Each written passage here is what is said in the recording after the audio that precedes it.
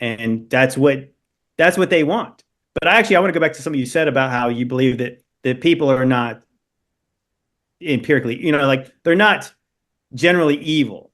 I would say that I don't believe that people are generally good because I believe in sin, the sin nature, but I do believe in the level of evil that we see. That's why I do believe in like the biblical stuff of like that when you see the level of depravity, the level of evil in this world, the people who control things, it's like I don't think that people are that bad apart from we wrestle not against flesh and blood and then there's a spiritual battle going on because like some people wonder like how could they coordinate all this stuff, and I don't believe that they could if not from a hand, an unseen hand that comes in from this stuff. And like I think that's the only thing that really makes sense is that the devil is loose, the devil is controlling things. And again, that's why I used to always make videos about like that the elites, they're satanic pedophiles because like explain everything else. We explain everything else without that knowledge. And I said that I don't care if you guys believe in the devil. What I'm trying to show you is that they do. Yes. And I think if you show that, then you could see like there's a pattern to the things that they do. It's so funny, dude. I was doing the Laugh Factory. There's three main comedy clubs in LA. The Laugh Factory, the Comedy Store is the biggest, and then the Improv. And each has its own vibe, or at least it did at some point. The Laugh Factory has always been more the shiny object comedy. So my buddy Mike Binder asked me to do his Monday night show, and I closed out, and I had a great time.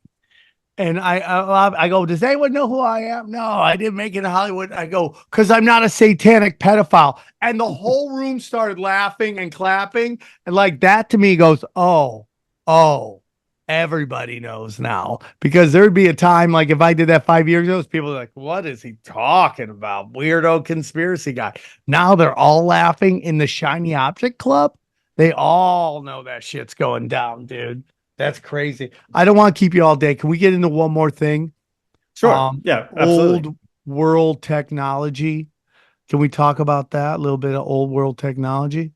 Absolutely. Yeah, absolutely. I mean, I think that's isn't it funny? So we would say today, or at least we're taught that we are the most advanced anytime, So right? funny, dude. Right. We would be taught that. And I would say, I mean, I don't have any evidence that before they had like phones and stuff like that, man. But that's really the only metric you would say that we were more advanced than these people. Which is funny is like that how I would typically, like if you're envious of a rich person, what would you be envious? They got like this nice house in this nice part of town. Look how well they dress, the food they They got eat. space. So they had all those things back in those days, but what we're taught is that they didn't have it easy. They didn't have the tools to make it easy. But somehow they had all those things, right? Because they had better places to live than we do now. They had more space, they had more land, like their churches were obviously nicer than ours. And you start to look into that and you're like, you get into like the idea of like the airships and stuff like that. Well, how did they know how to shape star forts and all this stuff that's like super advanced looking, sacred geometry everywhere? Like it's almost like, how did they know what it looked like from the ground unless they had, some way of traveling in the air? I think that's the Led Zeppelin thing, like almost like you go back to like the Hindenburg. Isn't that funny? Like that's a image that, like, no pun intended, it's burned into our brains about don't want to be on one of those. Those things go up like a ball of fire. When a lot of people show this is like, I think we all assume they're like the Goodyear blimp, where you have this little compartment at the bottom. But no, these things can actually be filled with people inside, almost like a flying yacht or flying a cruise ship. And yeah, obviously you start to look in. I went again. I was in downtown Norfolk, Virginia, and they have these old churches, and you have these like Antiquitech. You have these towers, these domes on these churches, very just weird copper roofs with all these kind of designs. And I said, at this point, you cannot convince me that didn't have a purpose. It's not like just some lightning rod. Like literally those things had a purpose. And then you get into the idea of, yeah, could those things somehow tap into the ether and produce free energy? Yeah, it's I think it makes sense. I mean, I think it makes sense even in like the idea of like old churches. the acoustics in these places. Mm-hmm.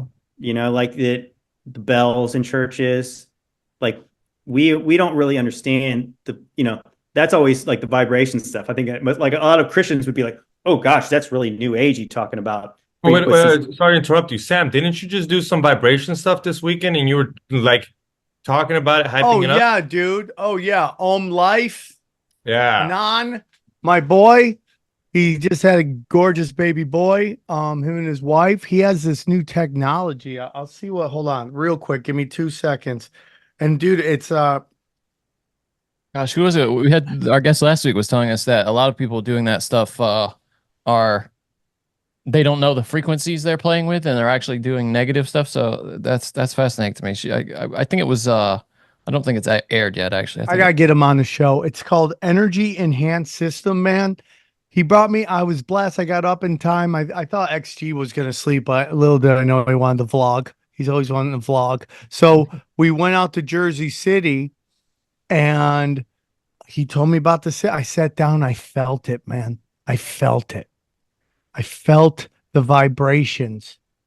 What were you saying? Is technology? It's not like a sounding bowl or something like that. What is it? No. It's like it's got these like he's got pillars in all four corners, and they make it looks like it's like weird. Like if your Atari graphics just started glitching, right? It's like no set numbers. It's just. What's the source of the sound though? It's coming from the speakers. I think. Speakers, Yeah, okay. I'm gonna have them come on, but the vibration is at the hertz that heals, and you feel it, dude. You feel it. And it said to done amazing work with autistic children, healed people had cancer. But I'm telling you, man, there are people out there trying to fight to get back to that technology and put it out there. And just like, we've had people on the show where they had the forks, bing, and they could heal that way. Vibrational, dude. And you tell people this. You tell people there are holistic ways to deal with stuff. Nope, I want to put petroleum in my body. That's how I think I'm going to fix it. And sometimes these pharmaceutical companies will admit they don't even know what it does. Well, again, it makes sense. Again, if the people who taught us wrong are the people who run the medical business, and if there was anything to this, and again, I'm far from any kind of expert about this. I'm kind of like learning about like the vibration, the frequencies myself.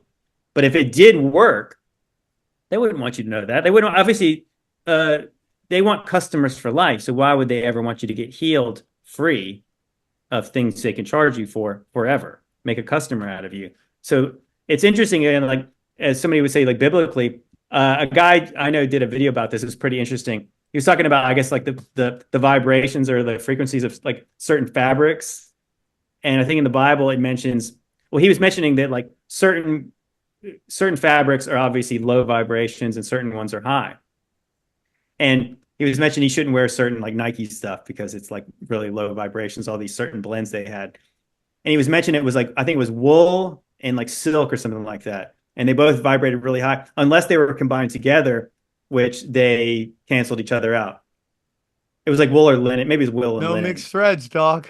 Well, the funny part about that was in the Bible, there's a part in the Bible, I think in the book of Leviticus, where it says don't mix those threads together. And it was like, like there's some weird Old Testament laws where you just say like, obviously that's strange, but that's pretty interesting that it actually made sense. Maybe it made some logic. There's some logic. Yeah. There was a reason why they told them not to do that. The sound, I like it. But what's interesting, I think during World War II, I think the Germans changed like the basic standard frequency from 432 to 442 or 444, which is like 432 is like this healing kind of, it's like the kind you play for your plants and for some reason they grow better. And then when you sow like 444 is like literally like chaos and noise. It possibly could have something to do with like the idea that you could control people through that. But I mean, I think that what I found interesting is like, again, like they talk about cathedrals and some people mention that it's very similar to the word cathode and we're these energy centers. Well, everybody knows like these old churches, they have this kind of sound vibration. You go into the place, you hear like a choir in one of these old churches, and it's almost haunting. Like you hear it, and it's like there's something that almost makes you stop. Like that's really either kind of it's kind of spooky, but it's kind of cool at the same time. And it makes sense why the churches are built the way they are because of the sound thing. Even it was funny, and this is where this would go back into like they're lying to us. You go into like Washington D.C. and I'm from Virginia, so I'm not too far from there. I went up there, and I really wanted to check out some of the old world buildings, and I went into the Library of Congress. And so you go to this place, and it is like the most ridiculous place you've ever seen. You're thinking like they paid with this with tax dollars back in the day, whatever. You go into where the library part is. You actually have to get a library card. Me and my wife, we like waited and did all the stuff. Yeah, so we went in there. I wanted to see what they had. Of course, they didn't have anything super special in there.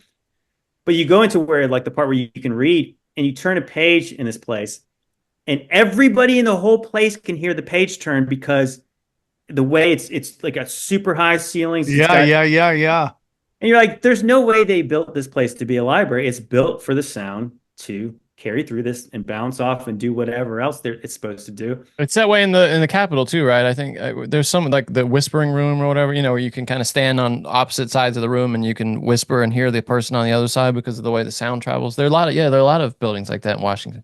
Or I know of at least two. Oh, where did we go? There's another building that we went to in Washington also that was like that. That's fascinating that you say that. I'll try to look it up while you're talking. Sorry. Yeah, why don't you, if you can, pull up pictures of the Library of Congress and just show the inside of it, because it's like we're taught that the founding fathers did not want a strong federal government. It's like, so how did they pay for any of this stuff? Without taxing people to the poorhouse. Like the people who are supposedly building these buildings are living in shanties while they're building palaces for the public servants in the country. Damn. Yeah, That's it's like it's got little statues everywhere. I mean, and this is only part of it. This place is so huge. But I mean, like, this is a library for Thomas Jefferson's books, is what we're taught.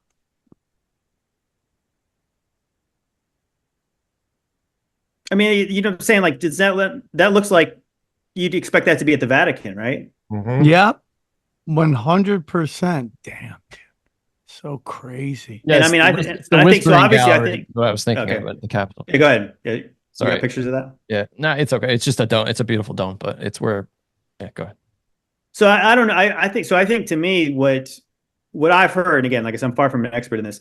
It makes sense to me that these people who obviously built these buildings knew about sounds and frequencies. They knew about the free energy that's literally in the air. I think everybody instinctively knows that there's energy in the air.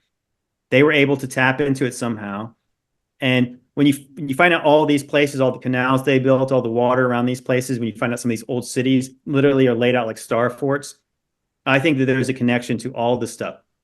Like a place like Paris looks like an electrical grid. Like all these cities kind of do. Like how we're taught, like in America, that these places were like, you just had a bunch of cowboys going west. Well, they sure knew how to lay out the cities pretty well for, guys who were just miners, miners and cowboys. It's because they all have a pattern to it. And it's like the amount of central planning that went into this stuff, that even if you guys have followed, like, was it John Levi on YouTube? He does some awesome videos about this. He mentions not only the buildings, but these people, whoever did this stuff, were able to like terraform the land in order to obviously make the canals, the ports, all the things like the star fort stuff. Like, who did that? Like, how long would that have taken if they even use what we have today? I mean, I think to me, it's like whatever they had was obviously super advanced. It's very similar to like the pyramid stuff. It's like, well, how did they build them? Well, they only had these copper chisels and stuff like that and copper tools, so that they must have used this. They must have just had a lot of people. Well, that's the exact same explanation we get for this stuff. Oh, well, they just had a lot of time, and like these guys were just good craftsmen. Or like, okay, well, but how did they really do it? I knew you mentioned this before, but are these the secrets that Freemasons kept that they kind of inherited? I like I said again, I go back. I think that the Freemasons are just frauds. I think the only thing they built was a bunch of lies. I think they took credit for this stuff. Because I think if they could build stuff like this today, they would. It's like, why would you keep those secrets? Yeah, when was the you last can time the build your own building? Freemasons built anything like extraordinary? They're like, we did this. No, that's a good point. You're right about We're that. Masons. It was the Capitol crypt, by the way, beneath the rotunda. It's another place that has those qualities of sound where you can kind of whisper across.